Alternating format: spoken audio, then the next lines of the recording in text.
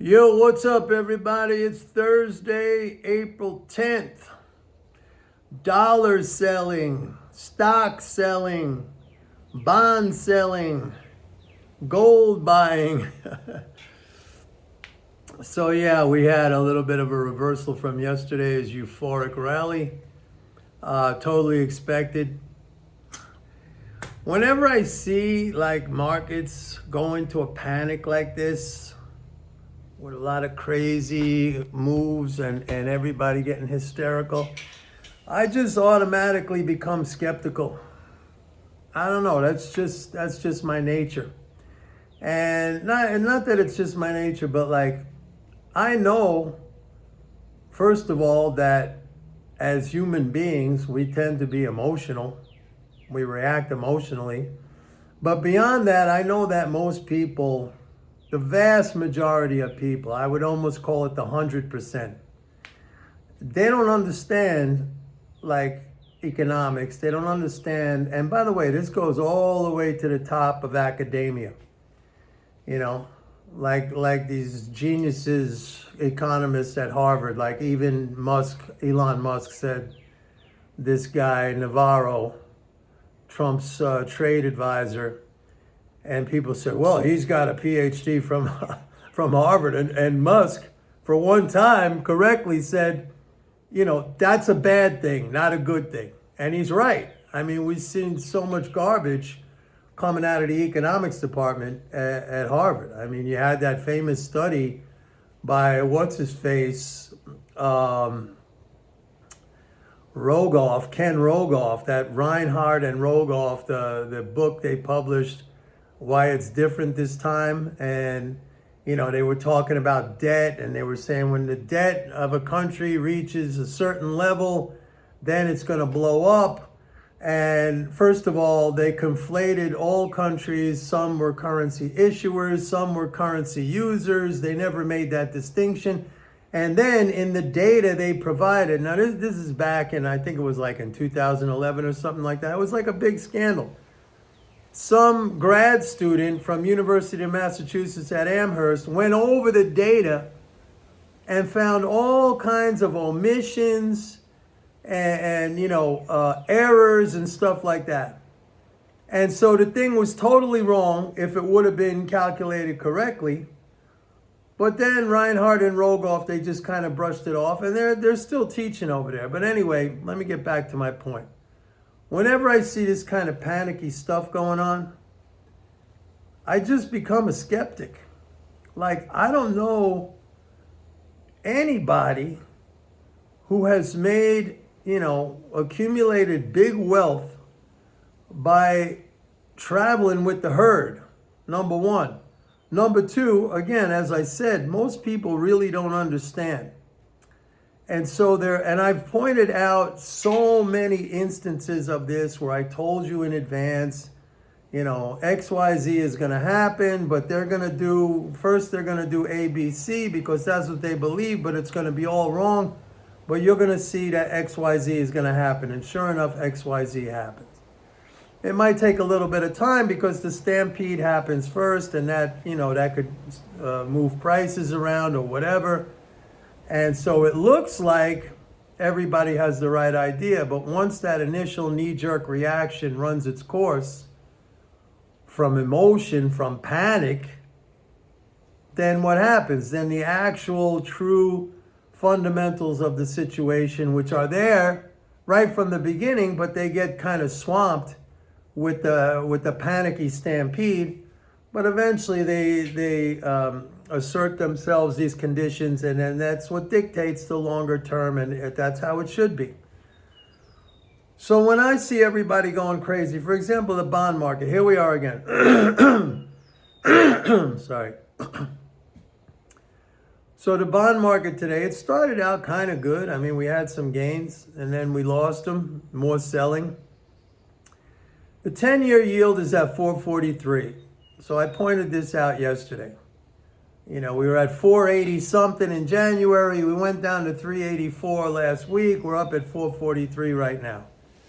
The 2-year yield, which is more sensitive to Fed policy, That's at 386. I think it got as low last week as like 340 something. 386, folks, the policy rate, the Fed rate right now is 4.25 to 4.5, and they're holding tight at that level. So we're at 440 on the 10-year, which is considered like the benchmark rate because most loans are priced off of that, mortgages and stuff like that. You got the 2-year, which is more sensitive to Fed policy, all the way down at 386. Okay? And yeah, you got the 30-year, was it like up around 480 or something like that? Maybe a little bit higher, 480 something. And everybody is saying the bond market is broken. There's something wrong. Now, maybe that's true. They're saying China's selling treasuries. Nobody can point to any specific evidence of that. Right now, that's conjecture. That's just speculation by certain people who are saying that. Mostly it's like you're seeing that like on X. By the way, just on a side note, my X account was suspended last year in October for, I didn't know the reason why. And I was filing appeals like several times, 5 or 6 times. They never got back to me. And then 2 days, so I've been off X since October, like 6 months, right? And then a couple of days ago, I filed another appeal, and guess what? They lifted the suspension and I'm back on X. If you're interested, it's at Mike Norman. But now that I'm back on X, I gotta be honest, I almost wish I was suspended again because there's so much garbage on that damn thing. I mean, everybody's a freaking expert, right? And everybody's a hater. It's crazy, man. So what was I saying? So like, I remember back in the GFC, the Great Financial Crash, 2008. Sorry, man. Sometimes policy is to blame, okay? And I'll give you a little story about this. Like in 2008, when everything was melting down with the subprime, and again, that never should have happened. Okay, that was also like a policy mistake. Subprime was a tiny portion of the overall mortgage market. Most of the subprime was fine. You maybe had some bad stuff in there, but it was a small fraction. But it caused like a domino effect in the whole thing. And when everything got going, when the shit started to hit the fan like a domino effect, initially the Fed was, the Fed was created as a lender of last resort. All right. The way the system is set up is kind of stupid because bank discipline is imposed on the liability side. In other words, bank deposits. It's not imposed on the asset side, which is where it should be imposed. All right. Anyway, when banks, when there were runs on banks and banks needed liquidity, which is what the Fed is there to do, the Fed was only lending against basically against treasuries and reserves and cash, those assets. And like, that was ridiculous and they were lending in a limited fashion against those assets. Meanwhile, all assets of banks are regulated by the government. The government says to the banks, these are the only assets that you can own. So they're pre-approved, okay? So if the government gives its stamp of approval on a certain limited amount of assets, and I think that they should even be more limited, okay? That's what I'm talking about, like apply discipline on the asset side, not on the liability side. If the government says, we give a stamp of approval for these assets, and then in a crisis situation, and Bernanke was the Fed chair at that time, in a crisis situation, the Fed says, well, we're only going to lend against a small slice of those approved assets. So why the hell are they approved assets and the Fed decides not to lend against them? So that created a panicky type of situation because not all those banks had a sufficient amount of treasuries to post as collateral. Finally, Bernanke got the picture and the Fed changed and said, okay, we're going to lend against all assets, open-ended, unlimited, and then the whole thing stopped, okay, with the fiscal stimulus in 2009.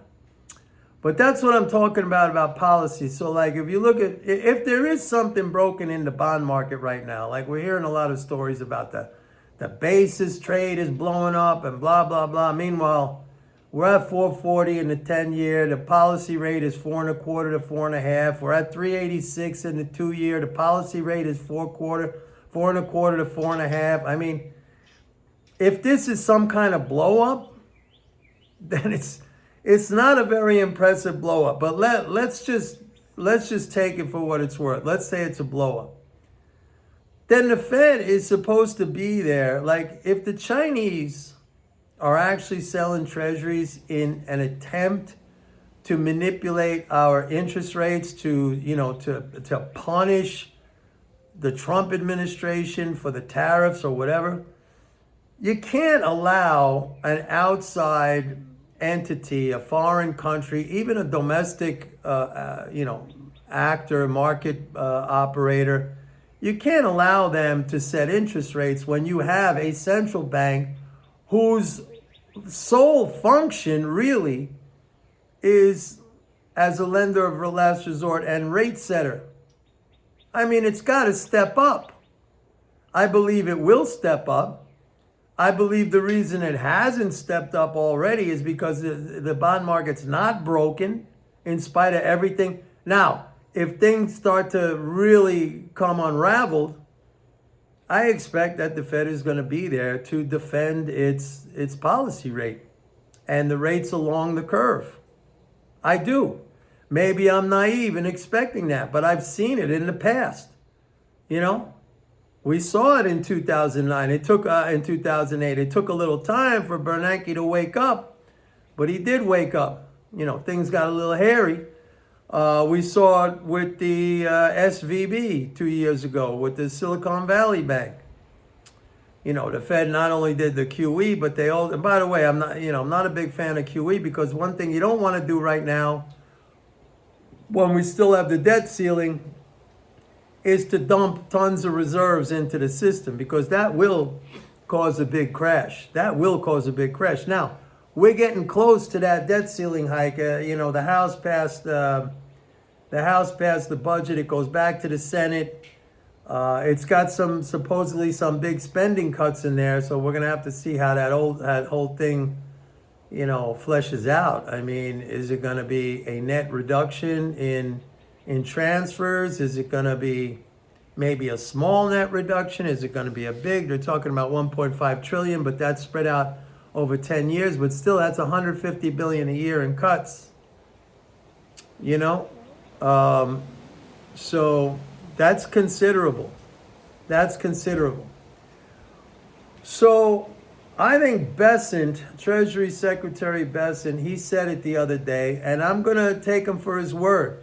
Maybe I'm stupid, and I've been a little critical of him, but when he said, look, all this is some deleveraging by some big funds that, I guess had a bad position on. I talked about this the other day in a video I made about my experiences, not me personally, but observing when I was a floor trader on various exchanges, how I used to sometimes see this happen. I'd see some of these big players, with massive positions that would work month after month after month. They would be like a cash machine, an ATM, and they got very used to it. And then all of a sudden, something would blow up. I talked yesterday about CRT, Chicago Research and Trading, the option house, whose own founders used to describe their work as picking up dimes in front of a steamroller. I saw those guys blow up a couple of times. So It can happen, but the Fed doesn't seem to be right now moving with any kind of urgency. Bessent, who I'm sure has good information, he's Treasury Secretary. Bessent, he kind of like downplayed it. So I'm going with that. And again, 443 on the 10-year, 386 on the 2-year. Now just you gotta take that into account against the backdrop of the commentary we're hearing. It's blowing up. There's something wrong. The Chinese are selling. It's going to be a disaster. It's going to, like, you got to look at what it is compared to what they're claiming, what the story is. To me, it doesn't jibe. Now, maybe it's just like, maybe that's like a fuse burning and then that thing is going to explode. Maybe tomorrow, maybe next week. It could be. And in that case, maybe it was me who was naive. But right now, again, with everything, and the dollar is very weak now. You could see people selling the dollar. That's another thing. It's funny to me because in 2018, 2019, when Trump put the tariffs on back then, the dollar went up. And I got hurt on that because I was short the dollar in that period. And I remember looking at my, my quotes on my app all that period and sweating every night. And I'd wake up in the middle of the night and in the morning, I had short dollar positions and they were blowing right through me. And now all of a sudden it's a bearish thing. So like, that's another thing I always talk about. Like, for me, I look at consistency in the arguments. If there's not consistency in the arguments, then they're just pulling the arguments out of their ass. You can't say in one instance that A is going to happen, and then in another instance where it's the same conditions, now B is going to happen. I mean, maybe that makes sense to you. That doesn't make sense to me. The dollar was very bullish from 2018 to 2019. Now all of a sudden, got to sell the dollar. So like, when I see stuff like that, where there's a total lack of consistency and it goes against what was previously said to be, the rule or the way things work, and suddenly now it's the reverse of what they said in the past. Suddenly it's the reverse, no explanation. You don't see anybody like, oh, there's tariffs, that's bearish for the dollar. But yet in 2018 to 2000, go back and look. The dollar index had a huge rally in that time period. So that's pretty much it, folks. I don't know what else to tell you. I mean, right now, I'm waiting on this bill, this budget to be passed. It's got a $5 trillion increase in the debt ceiling. I said, weeks ago that we need to see an increase in the debt ceiling so we can get back to managing some of these reserves. I don't even know if reserves are an issue at this point anymore because they've stabilized. And so it's not like there's a huge big dump of reserves coming in every day or every week. I mean, they've stabilized. And next week we're going to have a big tax train, which I think initially on a short-term time frame, I think that could actually be bullish.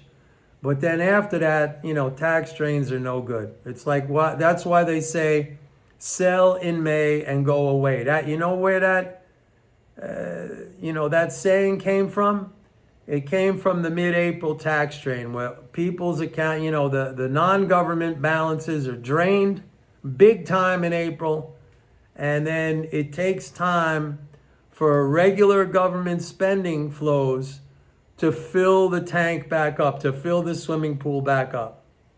So, in May, you get another one. You get the May 1st, which was the IRS tax extension for the hurricane-affected areas last year. which that affects me. Anyway, that's it for today, folks. Please like and subscribe. Hang in there, folks. That's all I can tell you. And if you got short positions on or whatever, if you're short the dollar, long gold, good for you. That's great. No matter what your situation is, just stay strong. Stay strong. This is a test of your resilience. Things could be a lot worse, believe me. Anyway, please go to my website, pitbulleconomics.com. Sign up for a 30-day free trial to MMT Trader. See you tomorrow. Bye.